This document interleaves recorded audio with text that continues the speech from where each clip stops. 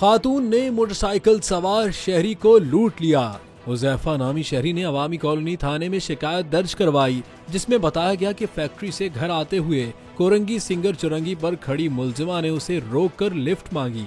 दरखास्त गुजार के मुताबिक मज़कूरा नकाबपोश मुसल्लह मुलजिमा के बैकअप पर 2 मोटरसाइकिल सवार 3 मुलजिमान मौजूद थे। कोरंगी नंबर 5 मॉडल पार्क के करीब खातून मुलजिमा ने मुझे मोटरसाइकिल से उतरने का कहा। शहरी हुज़ैफा का कहना है कि मुलजिमा मोटरसाइकिल से उतरी और अपने हैंडबैग से असलहा निकालकर मेरे सीने पर रख दिया।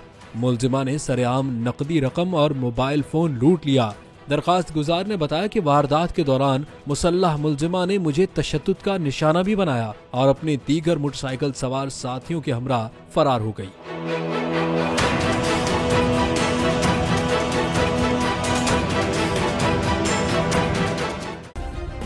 सब्सक्राइब करें और बेल दबाएं ताकि कोई खबर रह न जाए।